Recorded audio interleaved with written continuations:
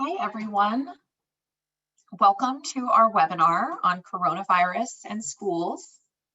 My name is Jackie Gharapour Wernz, and with me are three members from our regular COVID panel. We have Nicki Bazer. Hi, everyone. Dana Fattore Crumley. Hi, everybody. And Shelli Anderson. Hello. So if you can believe it, today's webinar marks the 1-year anniversary of our Franczek COVID webinars. Our first COVID webinar was on March 20th, 2020. And since then, our Franczek team has presented this as our 45th Franczek COVID webinar.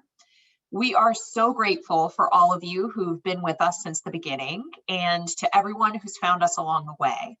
Although we, of course, hope that COVID becomes a memory for all of us very soon, we have really enjoyed connecting with all of you and will plan to continue to do so in the future, no matter what it may bring. So before we jump into our COVID discussion, let's remind everyone of some housekeeping.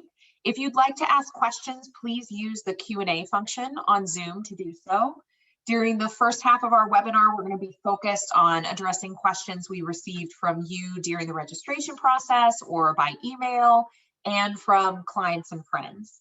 And then we'll also then answer your questions, any questions we received through the Q&A function later in the second half. Now, we aren't easily able to respond to raised hands or questions submitted through the chat function on Zoom, so please do use the Q&A function for your questions so we can make sure not to miss them. As always, if you find yourself looking for more information or if we're not able to get to your question today, please reach out to any one of us. And you can also check out our website at franczek.com where you can find our alerts, blogs, podcasts, and more. And just so that you know, we know you're all on spring break in the coming weeks, and so we're going to take a 2-week hiatus from our weekly webinar, but we will return on April 8th with another session of our equity webinar series. So if you haven't already signed up for that, please make sure you head on over to our website and get signed up. All right, so with that, let's jump in. And we wanted to start off as we advertise to talk about the big picture in the new ISBE and IDPH guidance. So Nicki, can you start us off? Yeah, absolutely. Thanks, Jackie. And it is an interesting moment, this 1-year anniversary. I do feel like we are all sort of holding our breath and we're all on this sort of, you know, we're seeing a little bit of a shift, right? Some return to normalcy. And I think that the ISBE guidance is the new guidance that was released is an attempt to sort of guide us into this next phase, their phase 4 guidance. So, I mean, I think this guidance is interesting in a number of respects, and I'm going to give you guys a little bit of a high level overview, and then we'll dig into some of the specifics. But, you know, of particular note is that there is a lot of very prescriptive, so very a lot of directives in this guidance. So in some ways, we've shifted a little bit from guidance to you must do these things. So I do think that districts need to be on the alert that some of these things are really, you can really read them as mandatory now. And I think a lot of this came after the Centers for Disease Control put out their updated guidance. And so ISBE and IDPH are sort of following suit here. So obviously, the key component to this is that regardless of your levels of community transmission, all schools must use and layer 5 essential mitigation strategies in order to safely deliver in-person instruction. So the first is, you know, universal and correct use of PPE. So there's a lot in here about how to put on face masks and make sure that they're appropriate when you need something more than a cloth face covering. All of those need to be looked at. Social distancing. We're going to talk a little bit more in detail about social distancing, but required social distancing as much as possible is obviously a key mitigation strategy still. Contact tracing in combination with isolation or quarantine. Again, nuanced. We'll talk a little bit more about quarantine because there's some difference, some new information coming out about that. Obviously, working with your local health department on that. Lots in here about cleaning, disinfecting, maintaining healthy environments. A lot of you have already been well down this road because of conversations with your unions and your parents, but again, re-emphasized as one of these directives in the ISBE guidance. And then, you know, require promotion and adherence to hand washing, respiratory etiquette, some of these other safety. So high level, we're seeing this new guidance really though, one of the things that overrides all of this is ISBE's communication that really we should be moving to in-person as soon as practicable, right? So this is really guidance about how to move your district from remote into more in-person learning and really prioritizing that. That has been an ISBE priority throughout, but I think there's really a re-emphasis on it here, so.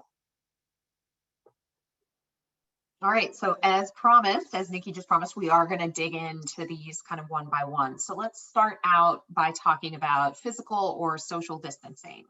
Shelli, can you tell us where are we at with all the different guidance based on what Nicki just said, but also everything else that's out there? Sure. So before the IDPH recent guidance came out, officially moving it from 6 feet to 3 feet being permitted, there were a number of districts that we work with and that across the state that had made decisions to read the 6 feet as much as possible as just that, to read it in conjunction with the ISBE FAQ that came out to say desks do not have to be 6 feet apart, to say that we're going to do what we can to keep kids 6 feet apart as much as possible, but balancing that with the specific directive from the governor's office, from ISBE, from IDPH about getting kids back in school and say when they're in class, for instance, so they won't be able to be kept 6 feet apart. And we've talked about that a lot on these webinars about how to keep them 6 feet apart from the teacher at that point still. And there were still a number of districts that we had unions still pushing back on that because ISBE and IDPH had not moved away from 6 feet. And not only unions, but some administrations and boards saying, we don't feel comfortable going closer than 6 feet because of the way the language is currently written. And so you saw different versions of that going across many school districts across the state. Now that we've seen this change to IDPH coming out and kind of following what the American Pediatrics Association, the World Health Association has said, that 3 feet is permissible as long as it's not planned. So the idea being that you're not planning for closer than 3 feet, rather that you can plan to have people 3 to 6 feet. The further apart they are, the better, obviously, but that you are now looking at trying to get kids in as much as possible, and you can keep them closer than 6 feet, but you should not plan for closer than 3 feet. If it's incidental, there seems to be some general understanding that at times there's going to be some passing or something that happens that kids are going to be closer than 3 feet, but as long as that's not planned. The one piece of this, though, that has not changed, that has continued to be a significant issue for districts as they look to increase their in-person learning is lunch, because IDPH has come out and said, with respect to when masks are off and kids are eating, you do still need to be at least 6 feet apart. And so obviously in many of our school buildings, there is just not room for that to happen with the number of kids we have if we're trying to bring everyone in every day. And, I get a lot of questions from board members about, well, why can they do it at this district and we can't do it? Why can they do it here and not here? And I think there's two reasons people need to understand about that. One, school buildings are all different sizes. Actually, there's three. School buildings are different sizes, being the biggest one. The second one being that the district you're talking about might have had only 50% of their kids choose to come back in person and the rest are remote. So they're only dealing with 1,000 of their 2,000 children. So even if their school building isn't bigger, they're able to have lunch, have them 6 feet apart. And then the third one that's a little trickier, and certainly our administrators who are listening understand this, who are responsible for scheduling. The idea being that if you can shift kids around to say, okay, we do have a lunchroom, and as long as we have 4 lunches instead of 2, we can do this. That impacts scheduling for the rest of the day. And that is for those of you who've kind of seen it or are in it and know how it works, it can be really tough with the kids in terms of how you modify a school day based on just that one change of making lunch. So we're still seeing kind of districts trying to figure out how to manage through that. With, I think, I was with a superintendent yesterday who reminded me that post-spring break, we have 40 school days left. So everyone trying to figure out how we get through the last 40 days with as much safe in-person instruction or activities for kids as possible. So I don't know if anybody else wants to add to that, but I mean, certainly we've seen a huge shift over the last few weeks because of this change, and more districts feeling comfortable with bringing more kids back more often. Yeah, I would add just a couple of quick points to it. I think that's right. Although, always the concern is that you're going to end up with lunch at like 9:20 in the morning. So always a problem. The other thing, and I think we mentioned this, but, you have to still pay attention to the quarantine rules. So even if your students are less than 3 feet apart and there is an incidence of close contact, then the quarantine rules are still 6 feet. So you do have to pay attention to the fact that now, your students are below that 6 feet threshold and would have to quarantine if they were exposed to someone for more than 15 minutes who does test positive for COVID. Again, given the transmission levels we're seeing in school buildings, I think this is a lesser concern than at the beginning, but, just keep that in mind. The other thing I just wanted to mention is that, and I mentioned this at the beginning about how prescriptive these are. Shelli mentioned the difference in sort of tone from 6 feet when possible, the desks can be less, to nothing under 3 feet. And I do think that, districts need to keep that in mind, because if you plan for less than 3 feet, again, it's not that incidental, but if you were planning for it, that may start to raise concerns about whether or not, if you were sued, for example, because someone was exposed, whether or not you could rely on tort immunity defenses, all of the protections that districts, look to in those types of cases really rely on that you are not negligent, that you are not disregarding guidance. And this seems a step above guidance to us. So definitely, if you're thinking about planning for less than 3 feet, you should talk to legal counsel before you do so. We've gotten a lot of questions on these webinars over the course of those 45 webinars about district liability. And this is an area where you do want to pay attention. Right, so keeping with this theme of fitting people into space, Nicki, can you tell us a little bit about capacity limits? What are we seeing as the current standard there? Yeah, absolutely. And again, in keeping with the idea that we're really trying to prioritize in-person learning, even over your extracurriculars, all your sporting events, all of that, basically what now is the rule is that you're determining how many people you can fit into a room by the room's capacity and to be able to maintain social distancing. So, if you're in lunch and you have to maintain those 6 feet, how many kids can you fit given those 6 feet distancing? Or if you're in a classroom and you're planning on 3 feet, how many kids can you sit? So it's no longer defined a set number, it's by the capacity of the room itself. The only exception to this is we're still at bus capacity at no more than 50 per bus. All right, Dana, I remember back maybe it was the first webinar back in March 2020, but it was at least within the first few, we were talking a lot about face shields and how you couldn't use face shields. So where are we now when it comes to face shields? That's correct. I think when we first started to get guidance about masks, which was not at the very beginning of the pandemic, there was a little mixed messaging there, which I think led to confusion, but we did get some clear guidance on masks, definitely when school started up in the fall, and it was masks were very important, and that face shields were not a equivalent solution to masking because they allow for particles and they allow for air, and they don't really provide the same protection from transmission as a mask does. So masks were not allowed. There were certain individuals that were exempt from wearing masks, and those were kids under 2, kids with your more low incidence disabilities, so kids that are cognitively impaired, physically impaired, and couldn't remove the mask without assistance.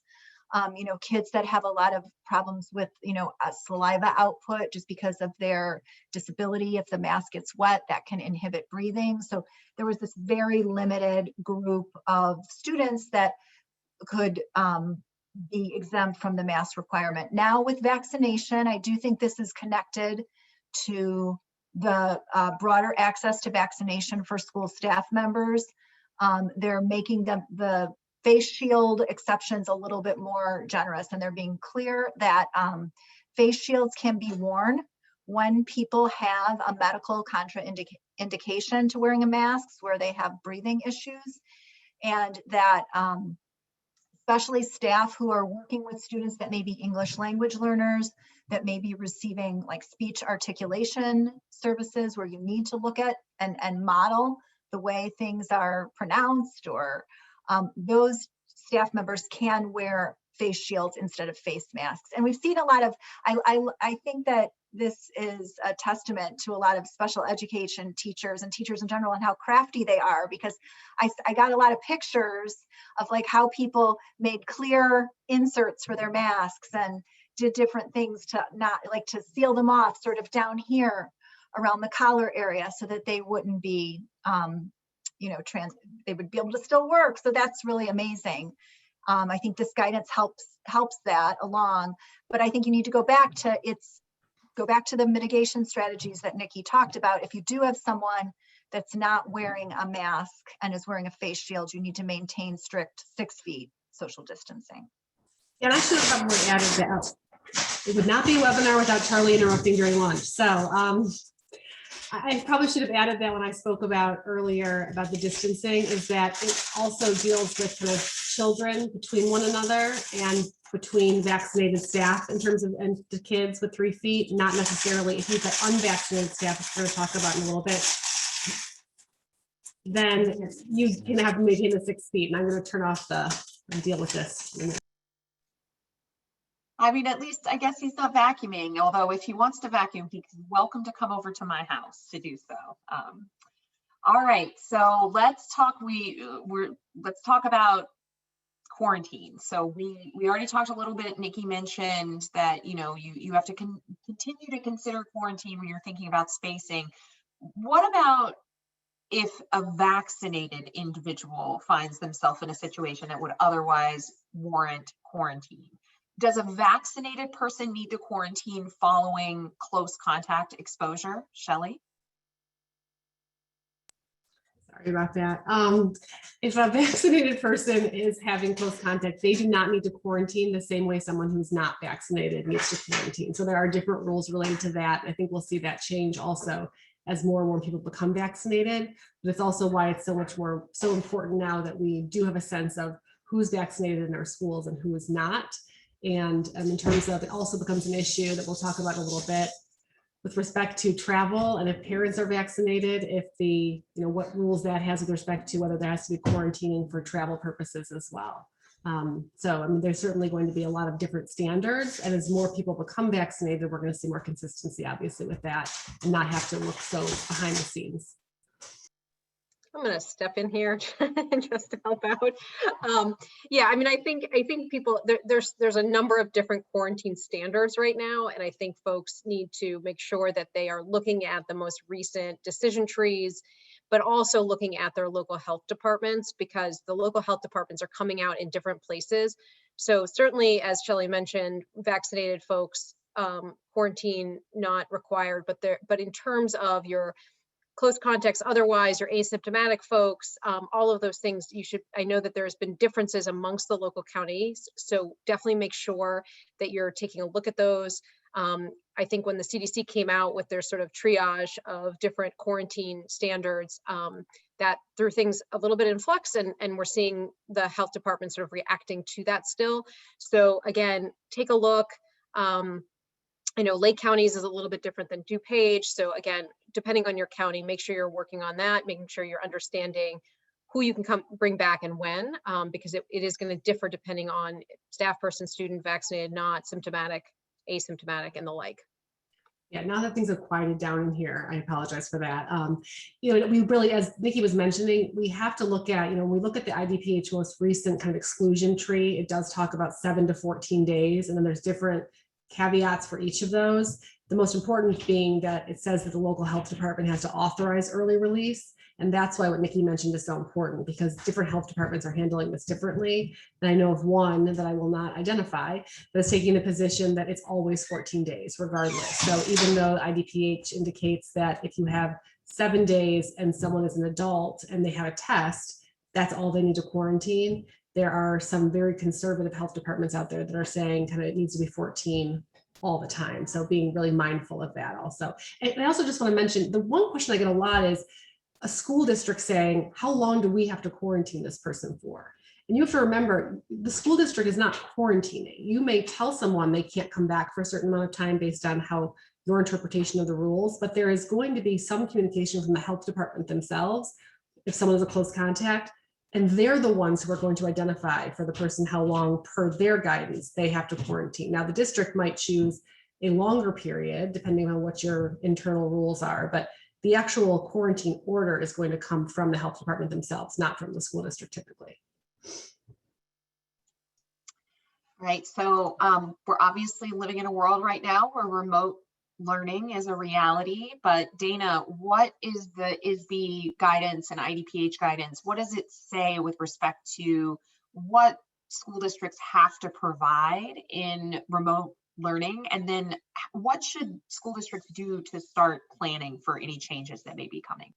Right. So I think the guidance is pretty clear that if a student is medically fragile or has a medical condition that makes it unsafe for them to attend school right now, that they need to be still provided remote learning. The same holds true for a student who lives with a person who may be medically fragile or may be at risk if they're exposed to the virus.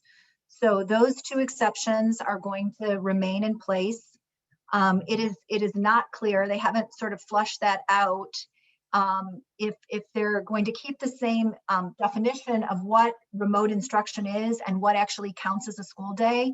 Then we could assume that that's 2.5 hours of some sort of synchronous contact with a teacher, up to 5 hours a day of instructional activities total, and that could continue. I think that, it could also be that as, definitely right now with kids not being vaccinated, we could see this change again in the fall, and it might change like just by age level. You might have high school students that are able to be vaccinated.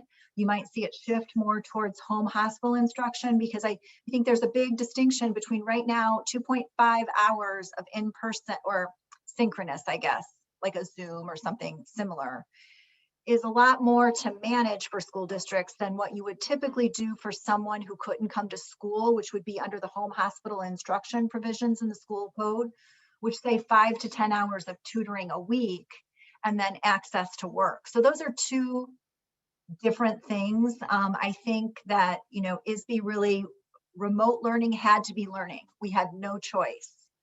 And whether that will continue, I think, and how school districts plan for that, I think that's going to be different based on your district and how many staff you have and what your teachers feel about teaching remotely and teaching in person at the same time. I know many teachers, and just having been a teacher, that presents challenges that I think some teachers just find insurmountable over the long run. So maybe you'll see a whole new job description for remote teachers that are the teachers that come to you via Zoom or via Google Meet, and that's how we'll manage that going forward. But for right now, those two categories of kids need to still be provided remote.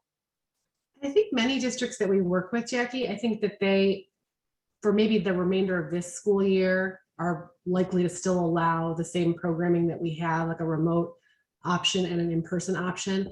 But I will tell you, if there's one consistent theme that we're hearing from our districts, particularly our high schools, is the concern that even when they're having a in-person option, they're not getting the kids to come in the same way that they would have expected, or quite frankly, the parents indicated that they were choosing the in-person option. And from what we can tell, and kind of looking behind the scenes at this, it's not due to a fear of COVID.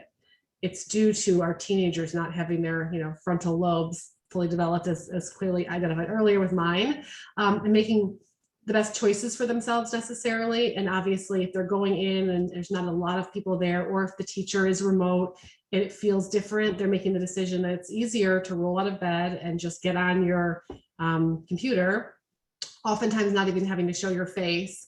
And we've got to remember that these are kids. And I think that, ISBE has made the right choice, in my opinion, as a mom, as a lawyer, to say that there's going to be a point where we're going to be able to say, we no longer have to offer this for all kids, and we can get our kids back to some sense of normality, so they learn things like being on time and how to rather manage from other skills that they have in person with other people. Yeah, I mean, I think that's so important, but I also, from like the perspective of a special ed lawyer, it is so important, I think, for school districts to continue some sort of remote instruction and to have that learning model, because I think over the course of the time I've practiced, and you have kids that like have childhood cancers, have leukemia, are getting, chemotherapy, or getting different types of treatments, who are, all kinds of things. And if they could have that, like before, we're sending a tutor, and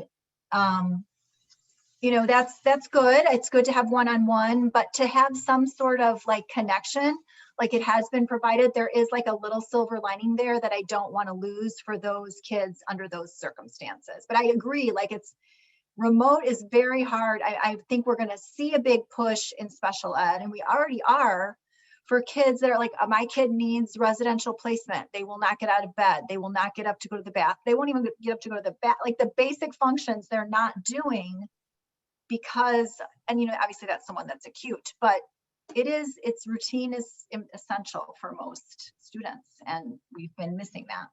Yeah, and I you know, we got a question in the Q&A that I think dovetails with this, which is, you know, do you anticipate the 3 feet and lunch guidance changing if ISBE requires all kids to be back in the fall? So I do think, you know, we had, you know, and we have another question, which I think Dana addressed, which is, you know, are we going to have to require a remote option, you know, for the next school year? And what does that look like? And I think all of those things are intermeshed, right? So if ISBE does not change its 3 feet guidance or its lunch guidance, there's just going to be an impossibility of creating a full in-person learning program in many of our school buildings, particularly our smaller elementary schools. And so, you know, we're going to have to see some change in that kind of guidance before we would see a wholesale, you know, change in terms of what remote learning is being offered. I mean, even ISBE's current guidance that Dana has, you know, gone through is interesting because there are going to be some school districts that really struggle with the space issues, right, as more people start to come back. And so I think all of these puzzle pieces are interconnected, and we're going to have to see updated guidance. I do think, as Dana mentioned, a lot of this is going to be dependent on the vaccine levels, you know, whether vaccines are being distributed to children and all of those pieces. So, I mean, I think at this point, there's a lot of open questions about the fall. I think, as you said, most districts are going to continue with their current remote learning program for this year. But, you know, my hope is that we will get more guidance earlier in the summer than we did last year, so that districts really are able to start those plans for the fall. But I think a lot of those questions are still open.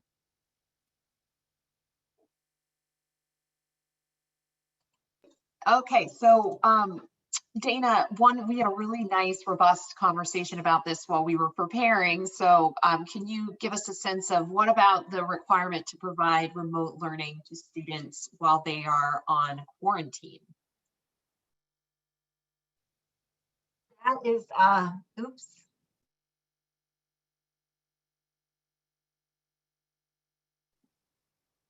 All right, I put myself on mute and unmute 10 times. I'm like having a senior moment. I'm sorry. So yes, we did have a robust discussion about this because we had a question from a client, and the guidance is really silent on if you put someone on quarantine, do you need to transfer them to remote learning and make sure for that 10-day period or 14-day period or whatever the quarantine is, which is dictated by the circumstances, whether or not they're going to need to provide remote instruction during that time. And there is no clear answer in the guidance. However, I think that you know, we want to use good judgment here and sort of think this through. I'm concerned if you were to impose a quarantine, like a district imposes a quarantine because Billy sits next to you and, oh, he was COVID positive and we're 3 feet apart and you have to quarantine and you have an IEP, it would probably be in the district's best interest to provide that continuity of instruction and make sure that there was some remote learning, because then you wouldn't have to have any problems or worries about a denial of faith. For a regular ed kid, you don't have the same concerns, but again, you might want to think about it in that framework of like, this is not like the parents went to France or, you know, Disneyland. It's, you know, this was just an incidental thing that happened to me that I had no control over. But I think there's other things you can do, you know, provide, I mean, for those kids that aren't special ed, provide work, make sure they have connection, check-in points, have a teacher call. You know, there's varying level of service that I think would probably be sufficient. Yeah, I mean, I think one of the things that we were sort of mulling beforehand, as Jackie mentioned, was just the, you know, you want parents, let's say it's not a district imposed quarantine, but it's that the kid has a couple of symptoms, right? And you want your parents to be open and honest about that, because you want to keep kids that are sick out of the school building. You don't certainly want transmission. And so, dismantling or, allowing those students to engage with the remote learning plan if they're on quarantine may, make it easier for parents to really be upfront when their kids are experiencing symptoms, because they know that they're not going to have a lot of more learning loss, right? They're just going to be shifted to the remote learning program. So I think Dana's right. Legally, we're not seeing that requirement in the guidance. But I think practically, at least through this school year, it likely makes sense just to continue to move those kids to remote during a quarantine period, so you don't have an issue in any of these regards, learning loss or parents just sort of sending their kids to school sick. The only caveat I would say to that, though, that I have seen is that for those districts who have programs where they have been in person more so than not, or offered that program, and have had instances where kids are kind of jumping back and forth from in-person to remote and in-person to remote, depending upon the day, depending upon the weather, depending if they have a test, taking the position now of, families, if you choose in-person, if you are absent, you don't get to then go to remote for that day. You will be marked absent, and that the alternative is for them to choose remote learning. And I think that parents need to really understand there are a myriad of reasons why this is important. It's so difficult for staffing issues, and certainly harder when we were at the 6 feet than now the 3 feet in terms of the number of kids in the classroom. So that's the one place where I think I completely agree with what you're both saying, but making sure that we remember that we also need to be mindful of that part of it, not using remote as kind of a easy option for the kids if the district has been working really hard to get those kids to be able to offer those in-person opportunities, and that doesn't impact it because of that. So definitely a lot of practical considerations, moving pieces there that we will just have to continue figuring out. All right, so Shelli, now that some schools are thinking about going back to in-person learning full time, let's talk a little bit about the practicalities of how do they do that? What are you seeing and what are you recommending for school administrators for how to effectuate that change back to full-time in-person? Sure, Jackie. And I think that, we at the beginning of all this a year ago have been working with a lot of our clients with the idea of we are going to have to be able to pivot quickly. And, our board meetings, we've got rules related to, how long in advance you have to post an agenda and how long in advance you can actually meet and take action on something. And so the idea being that giving the superintendents authority to make decisions, to modify reopening plans as circumstances changed, as circumstances in the building changed, as guidance changed. And I think the vast majority of districts that we work with, and many who we don't regularly work with, reached out to make sure that they had a copy of what that resolution would look like, giving the superintendent that authority. And I think as the year has gone on, we've seen so many changes take place, whether it's an adaptive pause or whether it's a modification of we're going to offer half days versus every other day, things like that, that didn't have as much of an impact as what we're seeing now. Now with, fourth quarter starting in many districts now or next week, and the change in the guidance, we are seeing many districts, and many times in response to, look, everyone who's watching here has seen the significant community pushback that is happening with these rallies. It's happening with respect to board elections. It's everywhere in terms of parents wanting kids back in person more often. And so in response to that, superintendents, administrators, and boards having to come together and decide what are we going to do and what can we do. So while the superintendent certainly has the authority under the resolution to make a change, for instance, to bring more kids back more often or to find a way to have full day, including lunch, it is certainly my recommendation that it be a decision that is jointly made between the superintendent and the board. And even if it can't be jointly made, that's something that the board endorses, so that the majority of the board is out there with the community saying, this is the direction that we want to go in. And again, it doesn't have to be unanimous, as long as the majority of the board is telling the superintendent and administration, this is the direction that we expect this to move forward in. I just think that it helps from protection of your administrators, which you obviously, I think it's important, making sure that the community sees that you are united in this so that we don't get certain people kind of called out for different things. And I think we're seeing a lot of that, and it's unfortunate because the genesis of it is a good place. If people want to do what's right for their kids and feel like they're advocating on behalf of their kids, and this is just, it's taken a turn in some places that is darker than we would like to see with respect to our schools, and it's unfortunate. And I'm really hoping that next year there's just a shift away from that. We can get back to kind of everyone realizing that everyone's working in the same direction to do what's best for kids. But I certainly think that although superintendents have the right and the authority in most instances to make the decision, I prefer to see a board give the superintendent that direction or endorse the recommendation the superintendent's making. Yeah, I was just going to add, and I just to remind folks that originally, I mean, there was a statutory allowance for the superintendent to adopt a return to learning and a hybrid plan, and our resolution really stressed the board involvement for all the reasons that Shelli has identified. And so, I think absolutely, having the board sort of steer the ship here in conjunction with the administration is essential.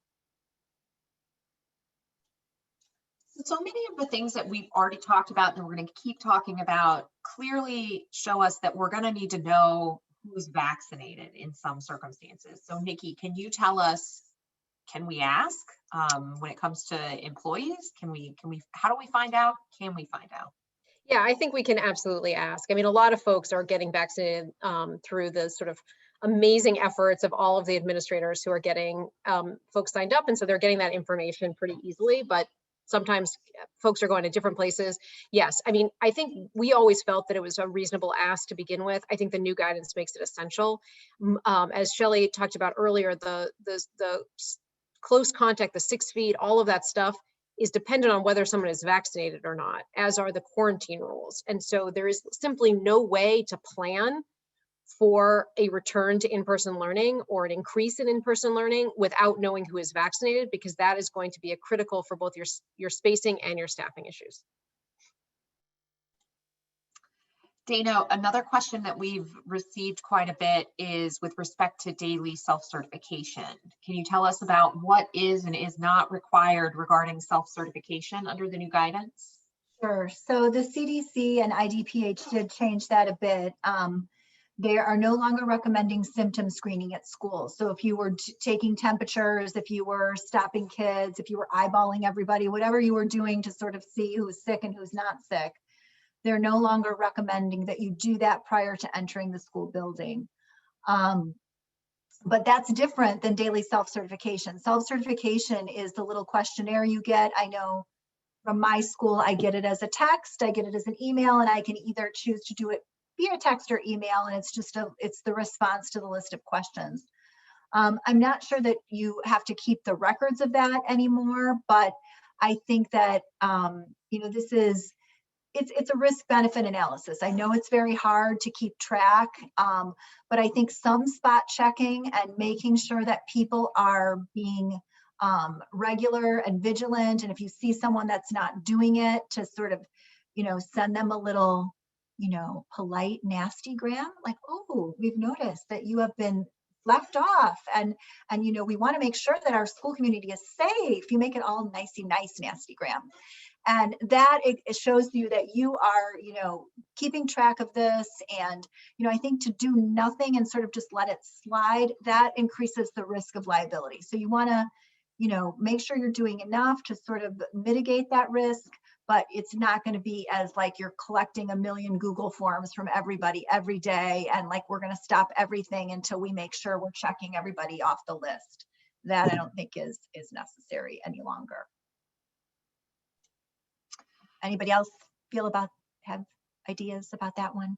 My district does a nice thing, which is that, everybody who's scheduled for in-person learning has the electronic, and if you don't fill it out by a certain time, regardless of whether they haven't seen your kid yet at the school building, right? Because it's way before school starts, they just contact you and just remind you in that very nice way. Yeah. You haven't filled out, so they don't care whether your kid is absent or not that day. Everybody who's scheduled for in-person learning does the form by 8 o'clock.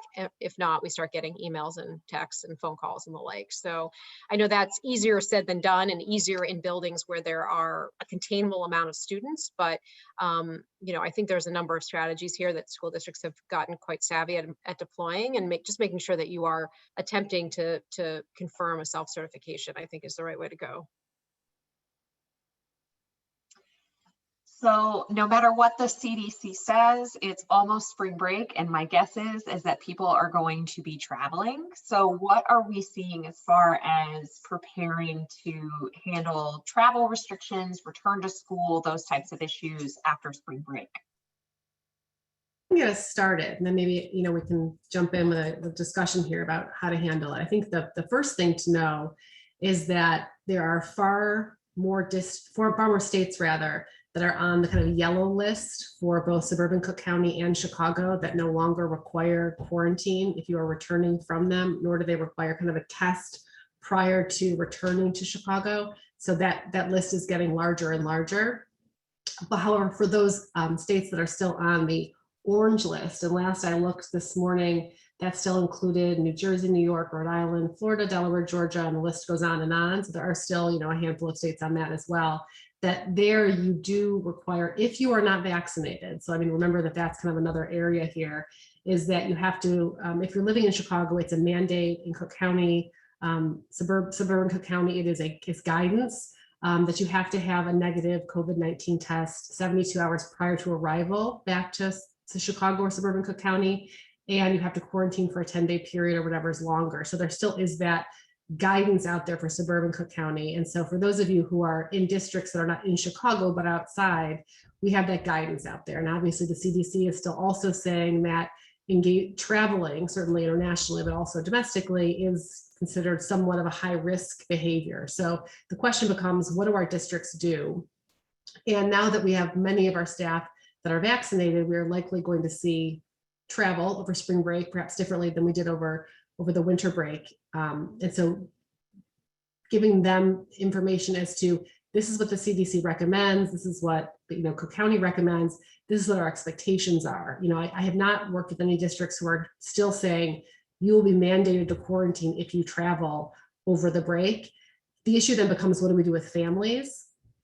And what do we do with students? And I think that it's the same, I know some districts have been adding on to their self-certification forms, questions about travel, where others are just taking the position of putting out general guidance that these are our expectations, and that if you've engaged in high-risk behavior while traveling, as opposed to if you've traveled, or if you've traveled to a state that has a higher level of COVID, so one of the orange as opposed to yellow states, that you consider quarantining or consider the behavior you engaged in while you were there, as opposed to telling as a mandate that kids cannot come back to in-person learning. I have not seen that, and I think that we likely got significant pushback from families if we were definitively saying, if you travel to one of these orange states, your child has to be a remote learner for 10 days. I don't know, Nicki and Dana, if you're seeing anything different than that.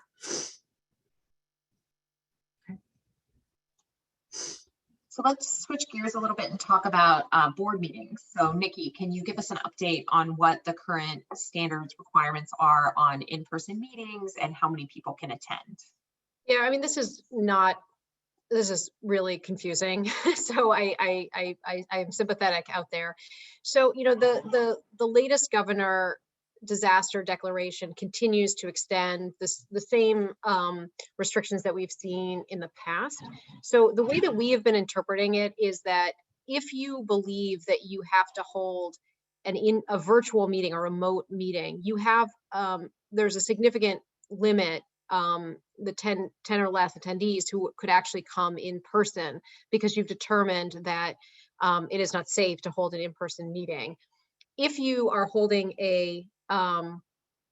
if you, given the circumstances in your area, you're holding an in-person meeting, then we've typically looked at the governor's, county-specific orders regarding meeting attendee limits. And as they've shifted, obviously you can have had more or less depending on what's going on in your county. So there's some conflict between the orders. So, obviously if you want to discuss with any of us, we're happy to sort through it with you. But that is our take at this point. Shelli, how's bargaining been going these days? Can you give us an update? Are we still seeing reopening issues? Well, I think that, we're at an odd point now that we're seeing many districts that are looking to actually bargain successor contracts. So we were for a long time just dealing with bargaining related to reopening issues and impact bargaining related to that. and now we're seeing that in conjunction with actually kind of starting over and looking at the entire contract for successor bargaining. And there are many districts who I know who are approaching unions to say, are you interested in a 1-year extension so that we can just talk about money for next year and then see where we're at with everything else once we get back to a more regular school year.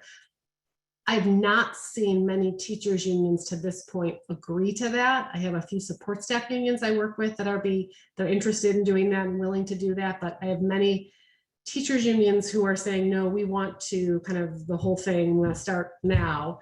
And I think that what I'm not seeing with that though, and perhaps it's because we're kind of also doing it on the side, is I haven't seen health and safety become an issue in successor bargaining the way I thought it might. I thought that we might start to see more language come in to kind of prepare us for the next pandemic or the next situation that caused some turmoil the way that this did. But I have not seen that. And again, maybe that's because we have worked through a lot of that through MOUs already. But I have a number of districts where we're actually working through reopening issues on the side of the maybe modifying an MOU we'd already worked on, while at the same time starting bargaining on a successor contract. So I think that's kind of, we're seeing those two things. We're going to have a parallel track with those districts that are making changes to their in-person learning plans. Nicki, anything else you're seeing on that front? No, I think that's definitely consistent with what I'm seeing. And, I think, we're continuing to see some areas of concern with unions, especially as districts start to try to reopen more fully. But the vaccination levels, I think, have been good. And I think that's helping a lot of those discussions. What about on the special education front? What's new there? Well, I think one of the questions we had in the chat was whether or not districts should be offering remote ESY services or whether in-person services. And I do think the answer to that is the exceptions that I spoke about earlier, that we discussed earlier about kids that are medically fragile, kids that live with people who are medically fragile. Those are going to still be in play. But to the extent that you can offer in-person service, I think that is just going to be better for students, and to the extent teachers are vaccinated. One of the things, Shelli sort of hit on something that's universal, the universal worry that we have about kids being out of school, off their routine, not exposed to teachers, to other adults, to all the things that school has to offer. That's even more acute if you have a child with a disability. It just is. And I think to the extent that we can use this summer period and use ESY to reach out to special ed kids, to maybe even if you're a district that's fortunate to have funding, or you're looking at ways to use funding that you've received through some of the relief bill, to look at what things you can do in the summer to get kids back and to get them excited about being in school and just around other kids. Because I think we're going to have to learn how to be together again to some extent, I think, because they haven't been together. They've been, like we are here in little squares.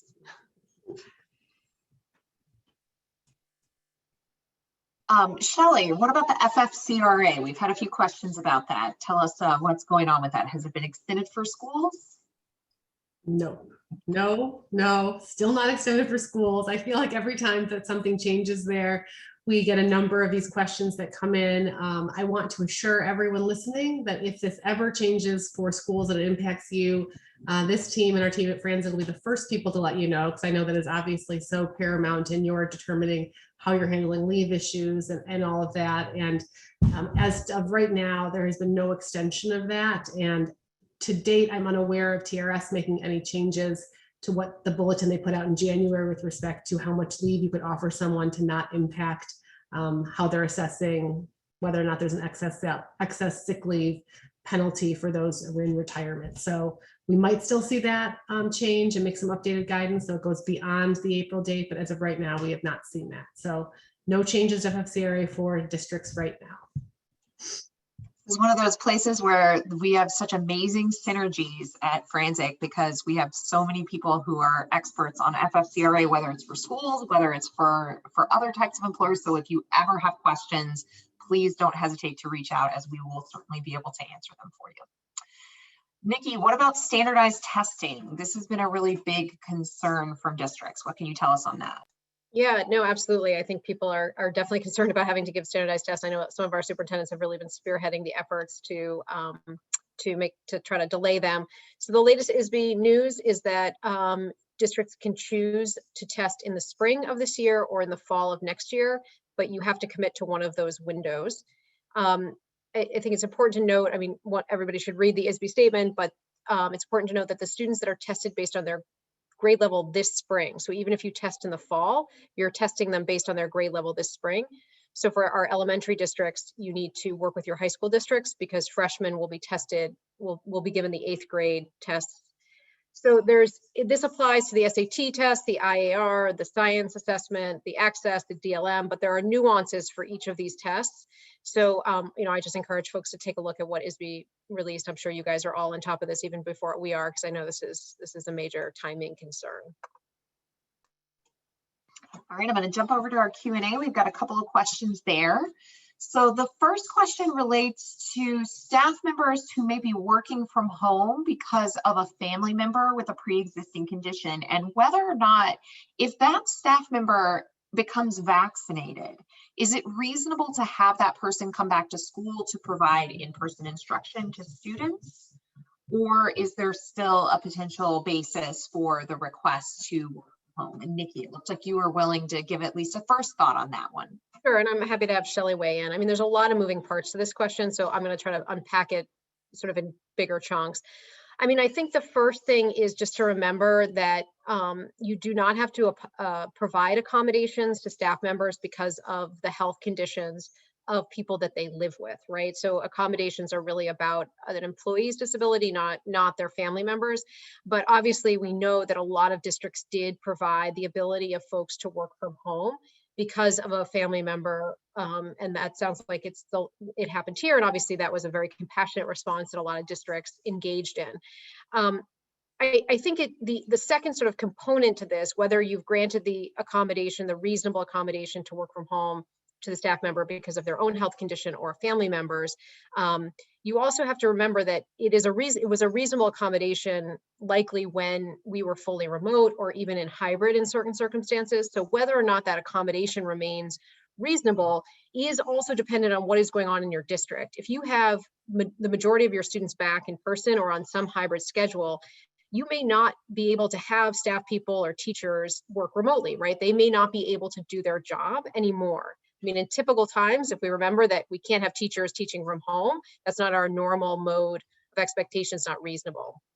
I think the vaccination piece on top of this is important because, of course, someone who's vaccinated has, may be able to come back. And this, in terms of the specific question, and in general, when folks are vaccinated who are still at home, I think that is a moment to say to them, now that you have the vaccination status, we would need to really sit down and have a back and forth interactive dialogue with you as to whether you really need to be at home still. Is this an accommodation that is still needed and necessary? Why we may want additional doctor's information about risks based on, in this case, there's sort of a secondary risk based, someone vaccinated coming into a building and bringing something home.